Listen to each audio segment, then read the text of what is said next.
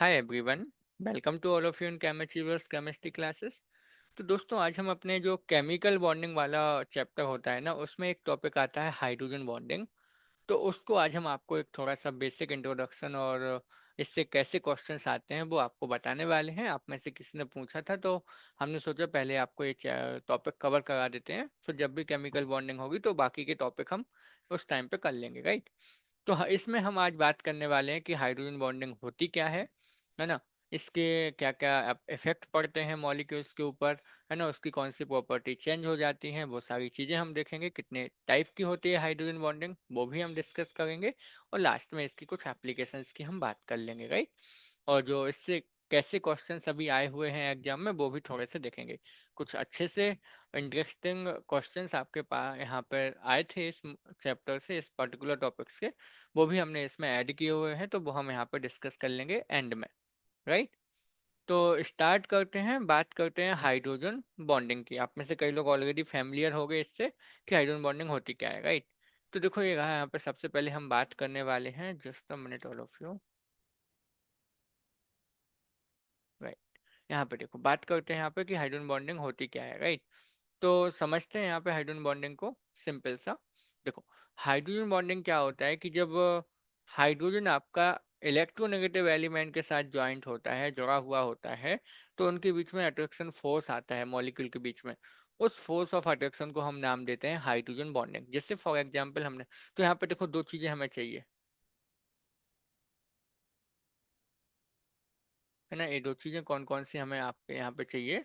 सबसे पहले तो आपको यहाँ पे चाहिए कि जो आपका जो हाइड्रोजन होगा, है ना, हाइड्रोजन को हमें बाइंड होना चाहिए। हाइड्रोजन शुड,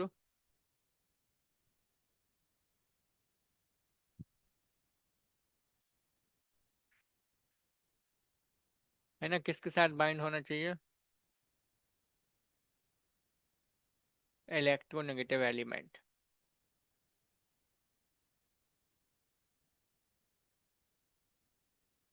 और दूसरी जो कंडीशन होनी चाहिए वो क्या होनी चाहिए अपने पास, आपको ध्यान रखना है, इम्पोर्टेंट है, राइट।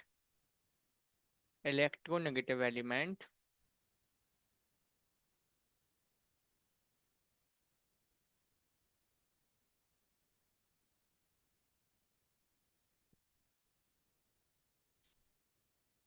कैसा होना चाहिए आपका, स्मॉल साइज का होना चाहिए। तो ये दो कंडीशन होनी चाहिए, हाइड्रोजन किसके साथ बाइंड होनी चाहिए, इलेक्ट्रोनेगेटिव एलिमेंट के साथ। और जो वो इलेक्ट्रोनेगेटिव एलिमेंट है वो आपका स्मॉल साइज का होना चाहिए, तभी आपकी हाइड्रोजन बॉन्डिंग बनेगी। तो जैसे फॉर एग्जांपल हम यहाँ पे बात करें कि जब आपकी हाइड्रोजन अटैच होती है फ्लोरीन, नाइट्रोजन, या फिर आप बोल सकते हो ऑक्सीजन, इनमें से किसी के साथ भी यदि किसी मॉलिक्यूल में हाइड्रोजन डायरेक्टली बाइंड होती है तो वहां पे हाइड्रोजन बॉन्डिंग दिखने को मिलती है, राइट। जैसे आपको अभी हमने बात की एच एफ की, राइट। तो यहाँ पे होता क्या है, देखो एच एफ मॉलिक्यूल है, ये एक मॉलिक्यूल हो गया, ये दूसरा मॉलिक्यूल हो गया, इस तरीके से तीसरा मॉलिक्यूल हो गया। तो ये मॉलिक्यूल है एच एफ मॉलिक्यूल। अब होता क्या है कि फ्लोरीन की इलेक्ट्रोनेगेटिविटी सबसे ज्यादा होती है, ये हमें पता है ना। पूरी पीरियोडिक टेबल में फ्लोरीन की इलेक्ट्रोनेगेटिविटी मैक्सिमम होती है। तो इलेक्ट्रोनेगेटिविटी ज्यादा होने की वजह से क्या होता है, इस बॉन्ड के जो इलेक्ट्रॉन्स हैं वो फ्लोरीन की तरफ शिफ्ट होने लगते हैं। तो फ्लोरीन पे आएगा पार्सली नेगेटिव चार्ज, और इस पे कैसा आता है, पार्सली पॉजिटिव चार्ज। सेम यहाँ पे होता है plus minus, partially plus partially minus. अब होगा क्या, जब पार्सल प्लस माइनस यहाँ पे चार्ज डेवलप हो जाता है तो इस वजह से इस मॉलिक्यूल के, इन मॉलिक्यूल्स के बीच में डाइपोल डाइपोल अट्रैक्शन हो जाएगा। ये डाइपोल है, प्लस माइनस को हम डाइपोल बोलते हैं। तो इनके बीच में क्या आ जाएगा, एक अट्रैक्शन फोर्स आ जाता है। इस अट्रैक्शन फोर्स को ही हम क्या नाम देते हैं, हाइड्रोजन बॉन्डिंग, राइट। इसी को हमने क्या नाम दिया, हाइड्रोजन बॉन्डिंग। तो किस वजह से आई, देखो कि एक तो हाइड्रोजन था और दूसरा था इलेक्ट्रोनेगेटिव एलिमेंट स्मॉल साइज का। इलेक्ट्रोनेगेटिविटी के डिफरेंस की वजह से जो बॉन्ड के इलेक्ट्रॉन है वो मोर इलेक्ट्रोनेगेटिव की तरफ शिफ्ट हो गए, तो पार्सली नेगेटिव डेवलप हो गया उस मॉलिक्यूल, उस एटम पर। हाइड्रोजन पे पार्सली प्लस हो गया। अब ऐसे कई सारे मॉलिक्यूल्स जब पास में आएंगे तो इस अपोजिट चार्जेस की वजह से उनमें क्या हो जाएगा, अट्रैक्शन। और इस अट्रैक्टिव फोर्स को हमने नाम दे दिया हाइड्रोजन बॉन्डिंग, राइट। याद रखना, तो ये क्या है, एक आपका यदि कोई पूछे कि हाइड्रोजन बॉन्डिंग है क्या, तो हम सिंपल बोलेंगे कि एक टाइप से ये आपका डाइपोल डाइपोल अट्रैक्शन होता है, राइट। डाइपोल डाइपोल अट्रैक्शन होता है। यदि आप कंपेयर करो कोवेलेंट बॉन्ड से, तो ये काफी कमजोर होता है ना। इसकी जो आप बोलोगे बॉन्ड एनर्जी, जो हाइड्रोजन बॉन्डिंग की बॉन्ड एनर्जी होती है, वो आप यहाँ पे ध्यान रखोगे थोड़ा सा, यहाँ पे बता देते हैं आपके लिए हम। जो हाइड्रोजन बॉन्डिंग होती है ना, यहाँ पे जो बॉन्ड एनर्जी होती है वो अराउंड कितनी होती है आपकी, 30 to 40 किलो जूल पर मोल। दैट मीन्स काफी वीक होता है। और यदि हम बात करें कोवेलेंट बॉन्ड की, राइट, यदि हम बात करें कोवेलेंट बॉन्ड की, तो वो होता है अराउंड 400 किलो जूल पर मोल। तो यदि आप बात करो कि हाइड्रोजन बॉन्डिंग कितना स्ट्रांग होती है, तो कोवेलेंट से कंपेयर करोगे ना, तो 1/10 होती है, 1/10, है ना। तो कोवेलेंट बॉन्ड हाइड्रोजन बॉन्डिंग से 10 गुना ज्यादा स्ट्रांग होता है, ठीक है ना।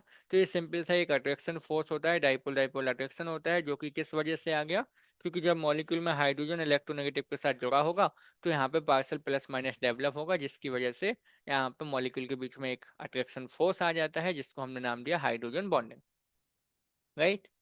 तो यहाँ पे सिंपल सा था। एक चीज और ध्यान रखो, तो ये आपको थोड़ी सी बॉन्ड एनर्जी ध्यान रखनी है कि hydrogen bonding around 30 to 40 kilo joule का पर मोल का होता है, और जो कोवेलेंट बॉन्ड के लिए होती है वो अराउंड 400। तो 1/10 होती है hydrogen bonding compare to covalent bond के। यदि आप देखोगे बॉन्ड लेंथ, तो बॉन्ड लेंथ काफी यहाँ पे इफेक्ट पड़ता है। यदि हम आपको एक्सपेरिमेंटल डाटा बताएं, तो यहाँ पे आप ध्यान रखना, देखो यदि HF की हम बॉन्ड लेंथ की बात करें, तो इसकी बॉन्ड लेंथ अराउंड होती है 109 पिकोमीटर, ठीक, कोवेलेंट बॉन्ड की। और जब यहाँ पे जो बीच में हाइड्रोजन बॉन्डिंग आई, इसकी बॉन्ड लेंथ कितनी होती है, 155 पिकोमीटर। तो आप डिफरेंस देख सकते हो, हाइड्रोजन बॉन्डिंग की बॉन्ड लेंथ है 109 पिकोमीटर, सॉरी, कोवेलेंट बॉन्ड की है 109 पिकोमीटर, और हाइड्रोजन बॉन्डिंग 155 पिकोमीटर, राइट। इसीलिए तो यहाँ पे एनर्जी का डिफरेंस है। तो कहने का मतलब, यदि आपसे कोई पूछे कि कोवेलेंट बॉन्ड और हाइड्रोजन बॉन्डिंग में कौन सा स्ट्रॉन्ग होता है, डेफिनेटली कोवेलेंट बॉन्ड, राइट। इसमें आप कंफ्यूज ना हो, इसलिए हमने आपको ये सारी चीजें बता दी, राइट। तो कंडीशंस क्या है कि हाइड्रोजन को इलेक्ट्रोनेगेटिव एलिमेंट के साथ बाइंड होना चाहिए, बॉन्ड होना चाहिए, और जो इलेक्ट्रोनेगेटिव एलिमेंट है वो स्मॉल साइज का होना चाहिए। तो जनरली फ्लोरीन और नाइट्रोजन और आपका ऑक्सीजन, कुछ केसेस में क्लोरीन भी हाइड्रोजन बॉन्डिंग बना देता है, राइट। तो ये सिंपल सी चीजें हमें यहाँ पे ध्यान रखनी है। आगे चलते हैं, अब हम यहाँ पे बात करने वाले हैं कि हाइड्रोजन बॉन्डिंग, अच्छा यहाँ पे एग्जाम्पल्स देखते हैं। तो एग्जाम्पल हमने ऑलरेडी आपको बता दिया, राइट। बात करते हैं टाइप्स ऑफ हाइड्रोजन बॉन्डिंग की, कितने टाइप की हाइड्रोजन बॉन्डिंग होती है, ये हम यहाँ पे समझते हैं। तो टाइप्स में जब हम आपको यहाँ पे लेके जाएंगे, तो यहाँ पे आपकी हो सकती है 2 टाइप की। कितने टाइप की हो सकती है आपकी, ये 2 टाइप्स की हो सकती है। आप इसी तरीके से अपनी कॉपी में नोट डाउन कर लेना। एक तो होती है इंटरमोलिकुलर,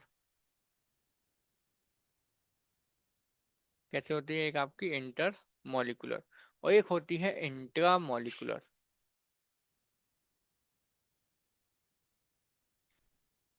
ठीक। इंटर मॉलिकुलर हाइड्रोजन बॉन्डिंग, और एक आपकी हो जाएगी इंट्रा मॉलिकुलर हाइड्रोजन बॉन्डिंग।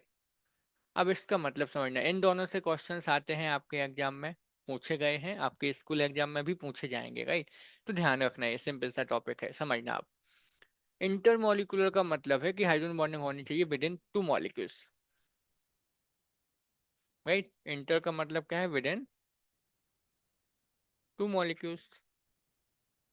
जब 2 मॉलिक्यूल के बीच में हाइड्रोजन बॉन्डिंग होगी ना, तो उसको आप बोलोगे इंटर मॉलिकुलर, है ना।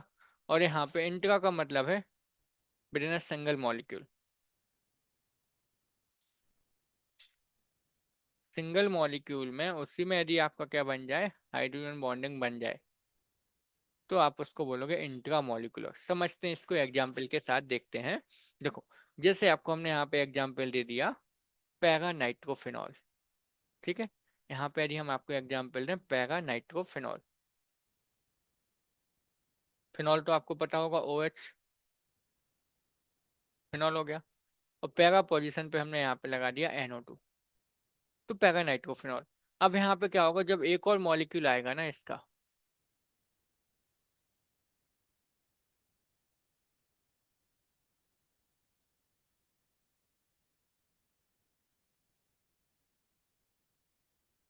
NO2 का हमने स्ट्रक्चर बना दिया, इसमें आपको कॉन्फ्यूज बिल्कुल भी नहीं होना है। और यहाँ पे आप चाहो तो OH को थोड़ा ऐसा बना दो, है ना। अब आप देखो, ये जो पैरा नाइट्रोफिनॉल है, इसमें हाइड्रोजन बॉन्डिंग तो होगी, लेकिन कैसी होगी, देखो दो मॉलिक्यूल के बीच में हुई है। एक मॉलिक्यूल आपका ये रहा पैरा नाइट्रोफेनॉल, ये आपका दूसरा रहा। और दो मॉलिक्यूल के बीच में जब हाइड्रोजन बॉन्डिंग होती है ना, तो उसको हम नाम देते हैं इंटरमॉलिक्यूलर हाइड्रोजन बॉन्डिंग। अब with in a same molecule, single molecule में ही हाइड्रोजन बॉन्डिंग हो जाए तो ये हो सकता है क्या? डेफिनेटली हो सकता है। एग्जाम्पल से समझते हैं, देखो यहाँ पे आप समझना, यदि हमने पैरा नाइट्रोफेनॉल की जगह पे आपको दे दिया होता अर्थो नाइट्रोफेनॉल, जैसे ये तो फिनॉल हो गया, ठीक, ये अर्थो पोजीशन पे हमने NO2 ग्रुप लगा दिया, ठीक। अब यहाँ पे क्या होगा, देखो यहाँ पे ऑक्सीजन भी पास में है और हाइड्रोजन भी पास में है, तो यहाँ पे भी एक हाइड्रोजन बॉन्डिंग हो सकती है, ठीक। तो जब आपका एक ही मॉलिक्यूल के अंदर हाइड्रोजन बॉन्डिंग होती है तो नाम देते हैं हम इंट्रा मॉलिकुलर, ठीक। इंटरमॉलिकुलर का थोड़ा सा ज्यादा इफेक्ट पड़ता है, इंट्रामॉलिकुलर उतनी स्ट्रांग नहीं होती है, ये ध्यान रखना आप, राइट। तो इंटरमॉलिकुलर का मतलब जब दो मॉलिक्यूल के बीच में, एटलीस्ट दो मॉलिक्यूल के बीच में जो हाइड्रोजन बॉन्डिंग होगी उसको हम इंटरमॉलिकुलर बोलते हैं। और जो एक ही मॉलिक्यूल के अंदर जब ऐसी पॉसिबिलिटी हो कि कुछ ऐसे ग्रुप्स लगे हैं कि हाइड्रोजन बॉन्डिंग हो सकती है, तो उसको हम नाम देंगे इंट्रामॉलिकुलर, राइट। ऐसा और भी एक एग्जांपल हो सकता है, जैसे आप बोल सकते हो नाइट्रो बेंजोइक एसिड, उसमें भी बन जाएगी आपकी। तो देखो पैरा पोजीशन पे जब आपने NO2 लगा दिया तो सिंगल मॉलिक्यूल में हाइड्रोजन बॉन्डिंग की पॉसिबिलिटी नहीं थी, लेकिन आपकी दो मॉलिक्यूल के बीच में बन जाएगी, राइट। तो ये होते हैं दो टाइप, आपको ध्यान रखना है। स्ट्रॉन्ग कौन सी होती है? Generally intermolecular. इंट्रामॉलिकुलर का इतना इफेक्ट नहीं पड़ता है ना, उनकी प्रॉपर्टी पर, लेकिन इंटरमॉलिकुलर स्ट्रॉन्ग होती है, ये ध्यान रखना। तो इंटर जब दो मॉलिक्यूल के बीच में हो, और इंट्रा जब एक ही मॉलिक्यूल के बीच में होगी, है ना, उसी मॉलिक्यूल में आपकी हाइड्रोजन बॉन्डिंग होती है, तो नाम देते हैं हम इंटरमॉलिकुलर। आगे चलते हैं, बात करते हैं यहाँ पे अभी हम थोड़ा सा कि इसके क्या क्या इफेक्ट पड़ते हैं। Just a minute all of you, है ना, कि क्या क्या यहाँ पे मॉलिक्यूल की प्रॉपर्टी पे इफेक्ट पड़ते हैं। तो पहला देखो, जो प्रॉपर्टी हम यहाँ पे देखने वाले हैं, जो इफेक्ट पड़ेगा वो है एसोसिएशन, ठीक। दूसरा होता है higher melting and boiling point, तीसरा influence on physical state, and last में हम बात करेंगे सॉल्युबिलिटी की। तो एसोसिएशन का मतलब क्या है? देखो यहीं पे बताते चलते हैं आपको हम। एसोसिएशन का मतलब है कि जैसे ही हमने उसका सॉल्यूशन बनाया, ठीक, जैसे हम एग्जांपल ले लें यहाँ पे एसिटिक एसिड CH3COOH, यदि इसका हमने क्या बनाया, सॉल्यूशन बनाया, तो क्या होगा, इसको मिक्स करने पर जब आप इसका सॉल्यूशन बनाओगे तो कुछ ऐसा बनता है, देखो स्ट्रक्चर ऐसा होता है CH3COOH का। एक और मॉलिक्यूल हम यहाँ पे ले लेते हैं,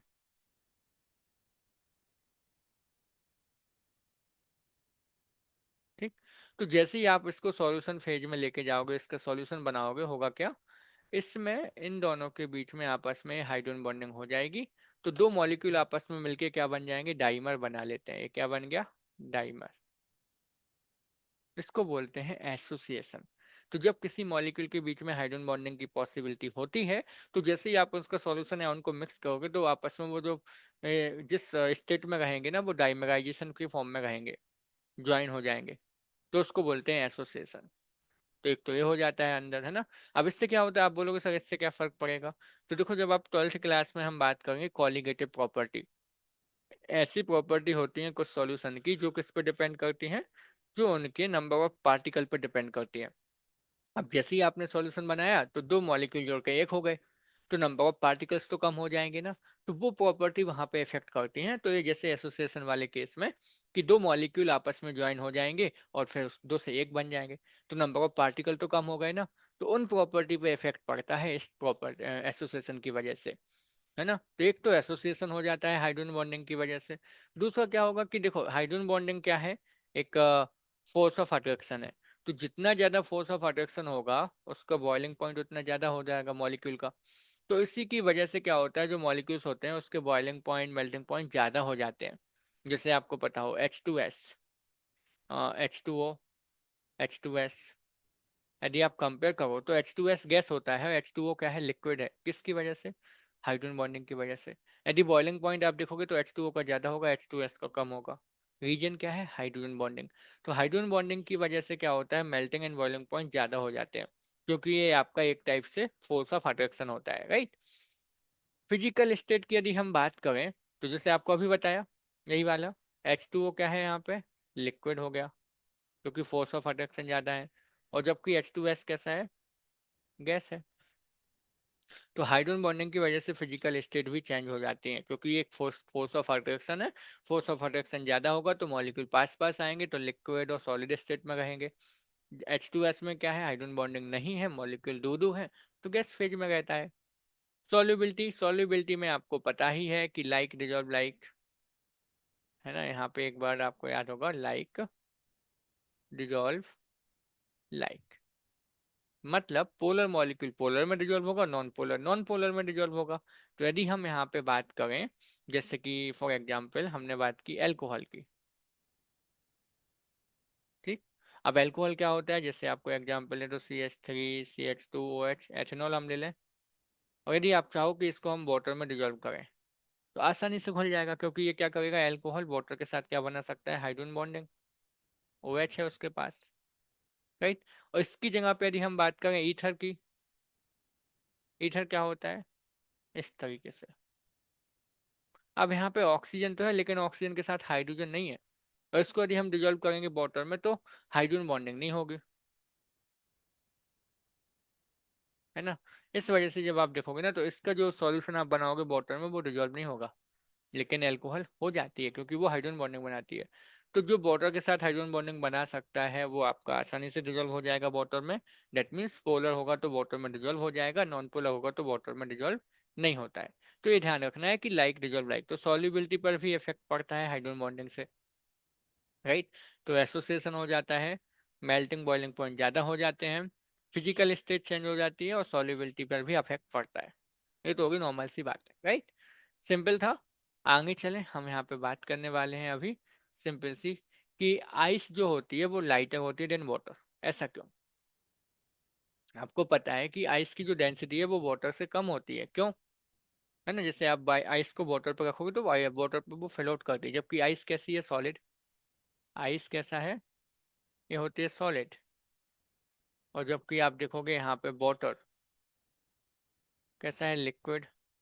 फिर भी आइस वाटर पे फ्लोट करती है, रीजन क्या है, क्योंकि उसकी डेंसिटी कम होती है। अब डेंसिटी कम क्यों होती है, तो उसको थोड़ा सा आप समझना। जब आप आइस की हम बात करेंगे ना, आइस में जो हाइड्रोजन बॉन्डिंग होती है, जैसे ऐसे आपको बना के दिखाते हैं, समझना आप, ठीक है। एक वाटर मॉलिक्यूल हम यहाँ पे दे देते हैं,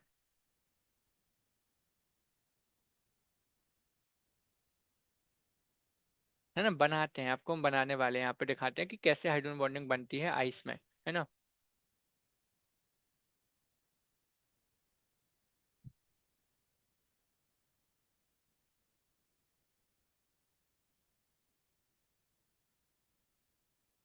है ना, तो इस तरीके से जब आप यहाँ पे देखते चलोगे ना, तो आपको ये सिंपल सा एक पिक्चर क्लियर होता जाएगा कि कैसे हाइड्रोजन बॉन्डिंग होती है वाटर के केसेस में, है ना।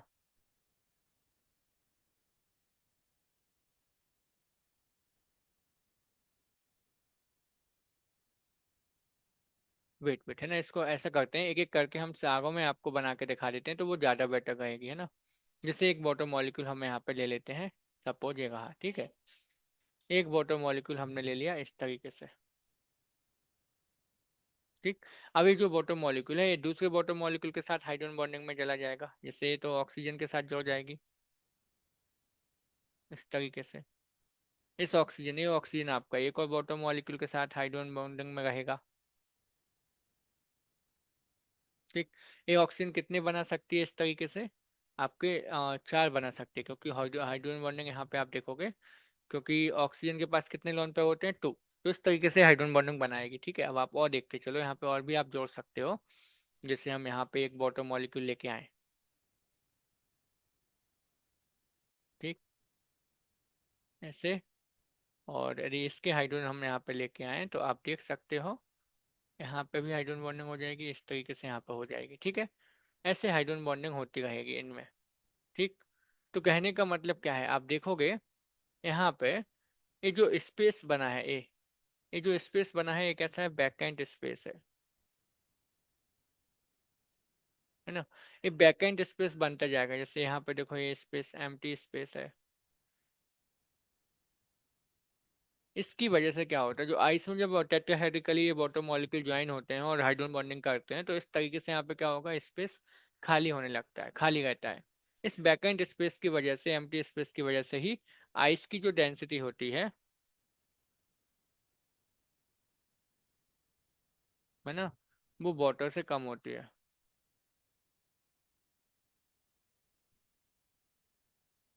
राइट, इसी वजह से क्या होता है, आइस की जो डेंसिटी होती है वो वाटर से कम होती है और वो वाटर पे फ्लोट करती है। सो आइस कैसे होती है, लाइटर देन वाटर। तो जब हाइड्रोजन बॉन्डिंग होती है, आपने देखा क्या यहाँ पे, इस तरीके से वहां पे क्या रहेगा, बैकएंड स्पेस जनरेट होता है जब वो हाइड्रोजन बॉन्डिंग में रहते हैं मॉलिक्यूल्स। उस वजह से उसकी डेंसिटी क्या होती है, कम। अब आपको देखो, ये बनाने की बिल्कुल भी जरूरत नहीं है, आप चाहो तो बना सकते हो, नहीं तो कोई प्रॉब्लम भी नहीं है। आप सिंपल सा यहाँ पे समझ सकते हो कि एक वाटर मॉलिक्यूल में दो हाइड्रोजन बॉन्डिंग हो सकती है, क्योंकि एक ऑक्सीजन के पास दो इलेक्ट्रॉन पेयर होते हैं। राइट। तो इस वजह से आइस क्या होती है, वाटर से हल्की होती है, लाइटर होती है। दूसरा होता है कि वाटर की जो आप देखोगे डेंसिटी, वो मैक्सिमम होती है 4 डिग्री सेल्सियस पे। आपसे कोई पूछ सकता है कि वाटर की डेंसिटी 4 डिग्री सेल्सियस पे ही मैक्सिमम क्यों होती है ना। तो इसको समझने के लिए आप यहाँ पे सिंपल सा अगेन सेम तरीका अपनाओगे, वाटर मॉलिक्यूल में हाइड्रोजन बॉन्डिंग दिखाओगे आप। ठीक। आप ऐसे करके दिखा सकते हो। होना क्या है देखो, हाइड्रोजन बॉन्डिंग आपको बनाते चलना है, इसकी इसके साथ हो जाएगी, एक इसके साथ हो जाएगी। ठीक। ऐसे ही और वाटर मॉलिक्यूल यदि आप लेके आओगे तो हाइड्रोजन बॉन्डिंग आपकी बन जाएगी, सिंपल सी, है ना। ठीक। तो ये कोई प्रॉब्लम वाली बात नहीं होनी चाहिए, आप कैसे भी बना सकते हो हाइड्रोजन बॉन्डिंग दिखाने के लिए, है ना।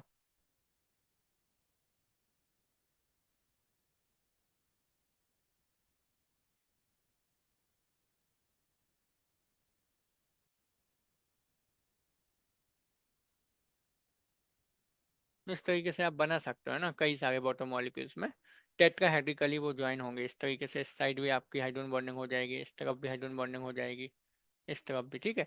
तो हाइड्रोजन बॉन्डिंग इस तरीके से रहती है। तो कहने का मतलब क्या है, जैसे आइस में हमने बताया था हाइड्रोजन बॉन्डिंग होती है, तो जो ये एम्प्टी स्पेस रहता है ना, जो एक खाली जगह होती है ना, इसकी वजह से आइस हल्की होती है वाटर से। अब जैसे ही आपने आइस को हीट करना स्टार्ट किया, जैसे ही आप आइस को क्या करोगे, हीट करना स्टार्ट करोगे, उसको टेम्परेचर दोगे, तो होगा क्या, ये वाटर मॉलिक्यूल के बीच में जो हाइड्रोजन बॉन्डिंग है वो ब्रेक होगी। हाइड्रोजन बॉन्डिंग जब ब्रेक होगी, तो जो वाटर मॉलिक्यूल्स हैं, जो स्पेस खाली था उसमें आके बैठते जाएंगे। तो स्टार्टिंग में क्या होता है कि जैसे जैसे हाइड्रो आपने हीट किया, हाइड्रोजन बॉन्डिंग ब्रेक हुई और बॉटम मॉलिक्यूल क्या होने लगे, नीचे आके जो जगह खाली थी उसमें आके वो इकट्ठे होने लगे। इस वजह से क्या होता है, वो वहां पे डेंसिटी ज्यादा हो जाती है, वॉल्यूम इंक्रीज नहीं होता है, मास आपका इंक्रीज हो जाएगा, क्योंकि जो स्पेस खाली था वहां पे वाटर मॉलिक्यूल आके बैठने लगे। तो 4 डिग्री सेल्सियस तक क्या होता है कि वाटर मॉलिक्यूल ब्रेक होंगे, इनके बीच की हाइड्रोजन बॉन्डिंग ब्रेक होगी और वो जो खाली जगह थी वहां पे आके, है ना, साथ एक साथ बैठ जाएंगे, है ना। इस वजह से डेंसिटी क्या होती है, स्टार्टिंग में इंक्रीज होती है। और 4 डिग्री सेल्सियस के बाद यदि आपने उसको इंक्रीज किया, तो फिर मॉलिक्यूल की काइनेटिक एनर्जी इंक्रीज होगी और फिर बाद में वहां पे क्या होगा, एक्सपेंशन, एंड उस वजह से वॉल्यूम इंक्रीज होगा और डेंसिटी कम हो जाएगी। राइट। तो डेंसिटी क्या होती है आपको आना चाहिए, मास अपॉन वॉल्यूम होता है। सो एट 4 डिग्री सेल्सियस क्या होता है ना, वाटर मॉलिक्यूल, है ना। आप ऐसे बोल सकते हो कि 4 डिग्री सेल्सियस पे होना क्या है, सिंपल सा, है ना। आप बोल सकते हो कि hydrogen bonding,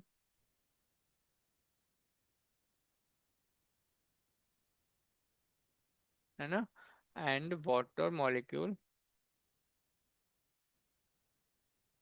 occupy the empty space. ठीक। एंड इस वजह से क्या होगा, डेंसिटी इंक्रीज होगी स्टार्टिंग में 4 degree Celsius, and more than 4 degree Celsius पे क्या होगा, एबव 4 डिग्री सेल्सियस क्या होगा आपका, कि kinetic energy of molecules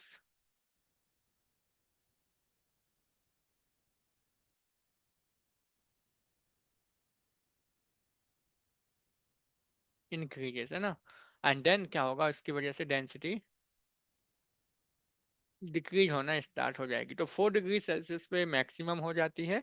that means कि जितना भी एम्प्टी स्पेस था वो वाटर मॉलिक्यूल ऑक्यूपाई कर लेते हैं, फिर मैक्सिमम होती है। 4 डिग्री सेल्सियस से आप ज़्यादा इसको हीट करोगे तो फिर क्या होगा कि जो वाटर मॉलिक्यूल्स हैं, है ना, 4 डिग्री सेल्सियस से जब आप इसको ज़्यादा हीट करोगे तो फिर उनकी काइनेटिक एनर्जी ज़्यादा हो जाएगी और वो आपके क्या होंगे, फिर एक्सपेंड होने लगेंगे, एक्सपेंशन होने लगेगा, बाहर निकलने लगेंगे। तो उसकी वजह से फिर डेंसिटी क्या होने लगती है, कम। तो इसीलिए 4 डिग्री सेल्सियस पे मैक्सिमम होती है, ये आपको थोड़ा सा ध्यान रखना है, राइट। आगे चलते हैं, यहाँ पे नेक्स्ट कुछ क्वेश्चंस की हम बात करेंगे। आई होप कि आपको दोनों रीजन क्लियर है। आपसे कोई भी पूछ सकता है कि वाटर की डेंसिटी 4 डिग्री सेल्सियस पे ही मैक्सिमम क्यों होती है, तो आप बोलोगे क्या कि 4 डिग्री सेल्सियस पे क्या होता है, वाटर मॉलिक्यूल की हाइड्रोजन बॉन्डिंग ब्रेक होती है, जो स्पेस अनऑक्यूपाई होता है उस पर वाटर मॉलिक्यूल ऑक्यूपाई करते हैं, और जब 4 से ज़्यादा हम टेम्परेचर करते हैं तो उनकी काइनेटिक एनर्जी ज़्यादा होने लगती है, तो डेंसिटी कम होने लगती है एक्सपेंशन की वजह से, राइट। क्लियर। तो ये पॉइंट आपको ध्यान रखना है। कुछ क्वेश्चंस हैं यहाँ पे, आप लोग आंसर करना। सिंपल सा क्वेश्चन है, ये आया हुआ था, देखो क्या कहते हैं इस क्वेश्चन में वो आपसे, कि decreasing order of hydrogen bonding in the following form of water is correctly represented. देखो liquid water, ice and impure water. देखो सिंपल सा आप समझना कि सॉलिड में और लिक्विड में और गैस में एक ही डिफरेंस होता है कि सॉलिड में मॉलिक्यूल्स कैसे होते हैं, पास पास होते हैं, लिक्विड में दूर होते हैं थोड़ा सा, और गैस में और दूर। तो जैसे जैसे मॉलिक्यूल के बीच की डिस्टेंस ज्यादा होती जाएगी, हाइड्रोजन बॉन्डिंग कम होने लगेगी, राइट। तो यहाँ पे हम देख के बोल सकते हैं कि सॉलिड में तो ज्यादा होगी हाइड्रोजन बॉन्डिंग। तो सॉलिड कौन सा है, आइस। तो सबसे पहले तो हम बोलेंगे कि आइस में हाइड्रोजन बॉन्डिंग ज्यादा। इसके बाद लिक्विड में और इम्प्योर वाटर में तो ऑब्वियसली कम होगी हाइड्रोजन बॉन्डिंग, ठीक, क्योंकि इम्प्योरिटी वहां पे है तो हाइड्रोजन बॉन्डिंग कम हो जाएगी, प्योर मॉलिक्यूल्स में ज्यादा होगी, राइट। तो आइस में क्यों है, क्योंकि सॉलिड है, मॉलिक्यूल पास पास होंगे तो वहां पे हाइड्रोजन बॉन्डिंग ज्यादा। लिक्विड में थोड़ा दूर हो जाएंगे तो हाइड्रोजन बॉन्डिंग थोड़ी सी कम हो जाएगी, और इम्प्योर वाटर में सबसे कम रहेगी। तो आंसर आप मार्क करते हैं यहाँ पे BAC, that means option B आप यहाँ पे मार्क कर देते, राइट। सिंपल था ये क्वेश्चन। अगला क्वेश्चन आप देखो यहाँ पे, ये रहा आपके पास। ये बहुत अच्छा क्वेश्चन है, सिंपल है और कॉन्सेप्चुअल है। देखो, consider the following compound in the liquid form, ठीक, ये दिए हैं। When a charge comb is brought near their flowing stream, how many of them show deflection as per the following figure. देखो deflection कब आएगा, जब अपोजिट चार्ज होंगे तो उनमें अट्रैक्शन होगा, तो उस वजह से क्या होगा, जो ड्रॉप यहाँ से निकल के आएगी वो सीधी नीचे ना जाके किसकी तरफ चली जाएगी, इस ब्रेस्ट की साइड, क्योंकि वो क्या है, इस कॉम्ब में क्या है, चार्ज है। तो जब अपोजिट चार्ज होगा तो वो उसको अट्रैक्ट करेगा, तो लिक्विड ड्रॉप सीधी ना जाके कहाँ चली जाएगी, आपकी मेन स्ट्रीम में ना जाके वो आपकी चली जाएगी सिंपल कॉम्ब की तरफ। तो आपको ये देखना है कि इनमें से कौन से मॉलिक्यूल चार्ज वाले हैं, दैट मीन्स पोलर और नॉन पोलर आपको फाइंड आउट करने हैं, पोलर नॉन पोलर। जो पोलर होंगे वो तो कॉम्ब के साइड चले जाएंगे, और जो नॉन पोलर होंगे वो सीधे चले जाएंगे। देखो आप, देखो O2 तो नॉन पोलर है, HF पोलर होता है, H2O पोलर है, NH3 पोलर है, H2O2 भी पोलर होती है, CCl4 नॉन पोलर है, राइट। क्लोरोफॉर्म पोलर है, benzene non polar, chlorobenzene polar. तो टोटल यहाँ पे कितने मॉलिक्यूल पोलर हैं, आप बोलोगे 6 मॉलिक्यूल, और नॉन पोलर में आपके हैं 3। तो आपसे पूछा गया कि कितने मॉलिक्यूल्स ऐसे होंगे जो डिफ्लेक्शन शो करेंगे, आप आंसर मार्क कर दोगे 6। तो सिंपल था, बस आपको सिंपल कॉन्सेप्ट अप्लाई करना था कि अपोजिट चार्ज में अट्रैक्शन होता है, तो जो मॉलिक्यूल चार्ज होंगे वो इस चार्ज कॉम्ब की तरफ अट्रैक्ट हो जाएंगे, है ना। और जिस पे नॉन पोलर होंगे, कोई चार्ज नहीं होगा, वो सिंपल सीधा सा आपका मेन स्ट्रीम में फ्लो हो जाएंगे, राइट। सिंपल थे, तो ऐसे क्वेश्चंस आते रहते हैं एग्जाम में। आपको थोड़ा सा कॉन्सेप्ट अप्लाई करना होता है, आंसर आपका सही हो जाता है, राइट। तो मिलते हैं नेक्स्ट सेशन में। I hope so all clear about hydrogen bonding. ध्यान रखना कि इलेक्ट्रोनेगेटिव एलिमेंट के साथ हाइड्रोजन अटैच होना चाहिए, और जो इलेक्ट्रोनेगेटिव एलिमेंट है वो कैसा होना चाहिए, स्मॉल साइज का होना चाहिए, ठीक। तो जनरली फ्लोरीन, नाइट्रोजन, ऑक्सीजन और आपका समटाइम क्लोरीन के साथ हाइड्रोजन बॉन्डिंग हो जाती है, ठीक। क्या क्या इफेक्ट पड़ते हैं वो हमने डिस्कस कर लिया, एप्लीकेशन हमने डिस्कस कर ली।